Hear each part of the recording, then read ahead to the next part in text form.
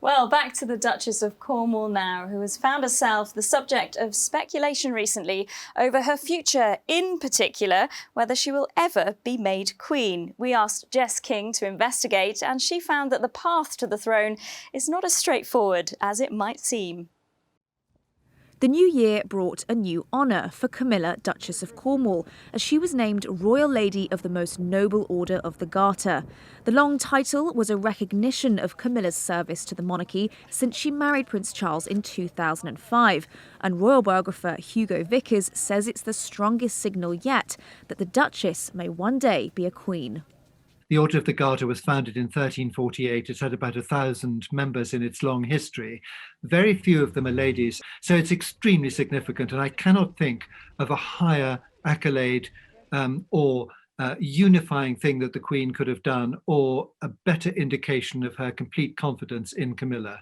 When the couple married, out of respect for the late Princess Diana, it was announced that Camilla would be known as Princess Consort, not Queen, when Charles ascends to the throne.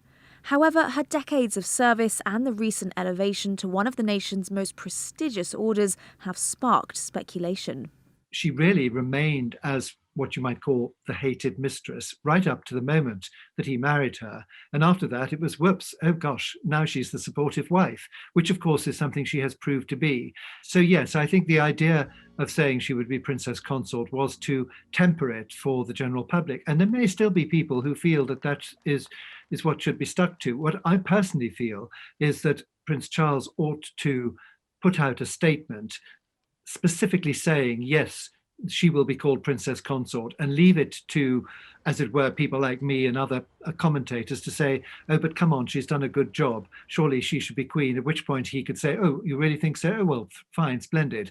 As opposed to actually sort of suddenly imposing it on us, which is, I think, what is actually likely to happen. But not everyone is convinced. According to a YouGov poll conducted in Britain last year, just 14% of the public believe Camilla should be called Queen, with 42% preferring her to stick with the lesser title of Princess Consort. The Daily Mail's editor-at-large says that in true Game of Thrones style, there could be a bit of a battle over the crown. Charles can only make Camilla his queen with consent. It's not just the consent of the wider public in this country, but right around the world, in those Commonwealth nations where he will be head of state. And there are two other figures involved, Prince William and Prince Harry. He needs to get them on board too. I think if you asked William and Harry today, I think they would probably be split on their views. I mean, we know that Harry is semi-estranged from his father and the rest of the royal family. That is a problem which has not been solved yet. If he doesn't, then there is the kind of danger of going back to the sort of medieval times when the heirs to the monarch are sort of squabbling in the background because they don't like who's sitting on the throne. As talk of succession and titles loom, the Mail's royal editor says improving the Duchess's popularity should be a priority for the firm, especially as among the British press, Camilla is one of the favourites. She's fun, she's engaging, she's warm, she knows what works for you as a journalist. And actually when you speak to the people that meet her on engagements, 10 times out of 10 they'll go, oh, she was really nice, wasn't she? But of course that doesn't seem to get reflected in the national polls. So that is an image perception problem for Clarence House, and I think it's one that, if it's not troubling them, it should. I think another kind of interesting question is how much it means to her as well, because I've heard very differing views on this. One, that whenever you raise the issue of polls with her, she's very enigmatic, she smiles, she says nothing, she doesn't react. Other people have said to me, actually I think she would quite like it, but she's not one to force an issue, so I think it would have to be forced for her, put it that way. Although there are promising signs, Charles may need to convince doubters both outside and inside the palace if he is to ascend the throne with Camilla as Queen by his side.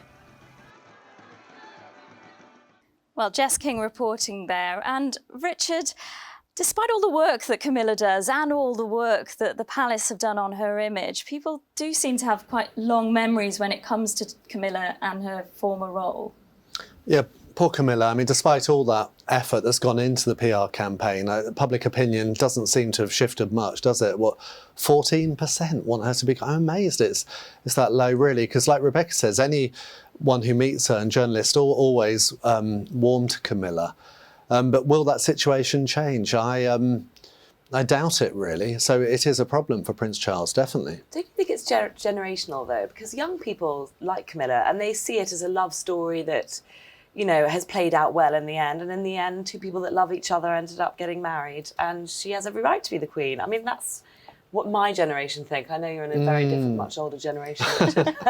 but I think it's a generational thing, don't you? I'm not sure, because I think particularly with The Crown, where, you know, it was documenting the Princess Diana and their divorce, you know, it really set her back a lot. It's caused real problems. You know, I had my daughter saying to me, you know, I didn't know how awful Prince Charles was. And that's because they watch this programme and they take it as gospel.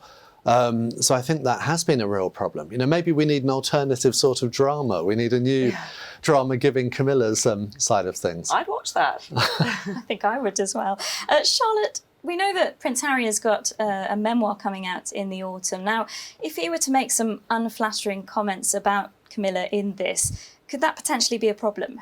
Gosh, the palace must be so nervous about this book because, yeah, he could do that. He could do that. And it is quite well known that of the brothers, Harry is the one that likes Camilla the least, shall we say. And Kate is very fond of Camilla. And William, I think, has been on the fence in the past, but now is very much seeing her as part of the future. And the unity in the family is the most important thing. So if Harry decided to write negative things about Camilla, it would just be a disaster for them, wouldn't it? And it would set them back years. And I just hope that he doesn't play that card, because it's just a cruel and needless thing to do once you've left the royal family, I think. I do worry about it. I mean, when you saw the Oprah interview, it looked like Harry was deliberately trying to hurt his father. He was saying things which he really knew would be painful. And if he continues in that vein, then maybe he would want to say something negative about Camilla to upset his father. That really is what came across. I hope that's not the case. But we will find out later this year when the book's published. And last question to both of you. Do you think that she will be Queen or not? Definitely. I love Camilla. She's fab. I mean, if you're married to the king, you're the Queen. That's sort of the fact. But I don't think Prince Charles will want to change what he's said before, that she will be the Princess Consort, because he won't want to do anything to endanger his own popularity. So, no.